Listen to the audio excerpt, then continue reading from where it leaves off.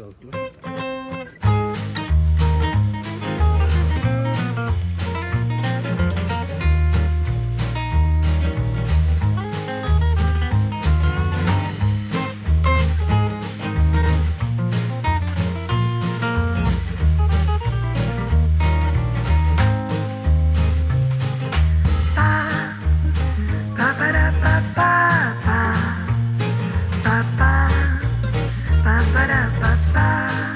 Hey everybody, we're going to start winterizing our chicken coop.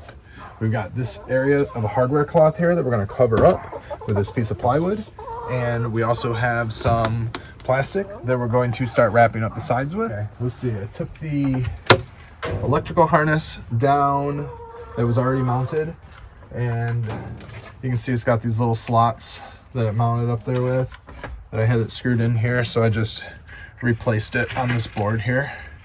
Down here, so I'll screw those back in once I get the board up there, and then we can still have the electrical hooked up in the same place.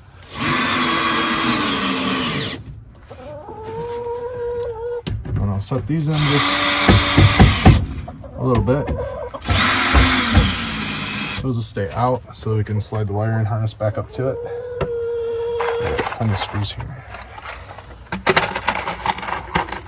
And the reason we need the electricity is so that we can hook up the watering bowl. We don't have any heat, light bulbs, or anything inside the coop. We just need to keep the watering dish warm. If we're not home, the chickens still have water that's not going to freeze. And it also helps us because we don't have to be here all the time.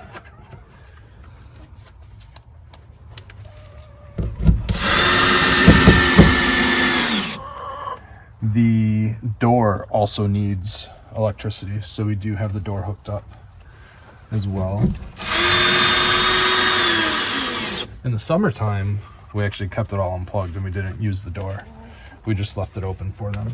They get enough security inside this coop. Critters and animals can't get in here, so they're pretty secure in here. If we're not home for a couple of days, they have access to everything they need. In the wintertime, this has a photocell, and when the sunshine comes up, when the sunshine comes up, the door comes up, and when the sun goes down, the door goes down. So the chickens go to bed before the door goes down.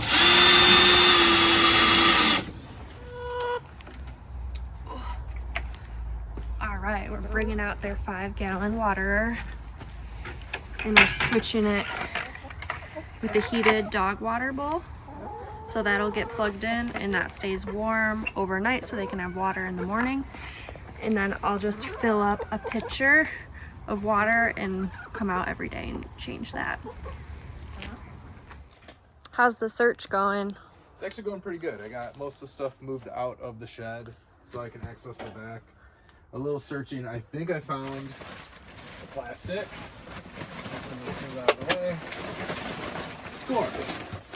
Found it. We're not putting all the plastic up quite yet. Just gonna stick with 2 sides until it gets much colder.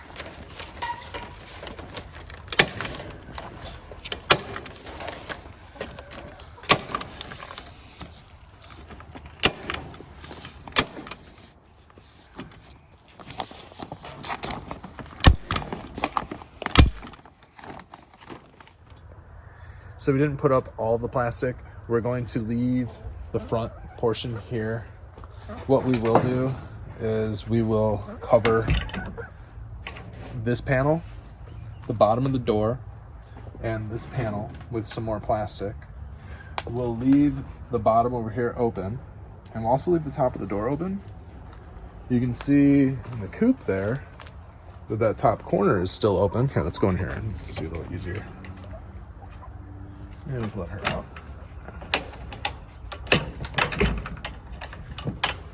Come on. So you can see that we have the top open in there. That will remain open all winter. And the same with this over here. This area here will remain open all winter as well. So the airflow can come in, the airflow can go, actually it'll come in through the bottom and not the top, but we'll keep the bottom open down there.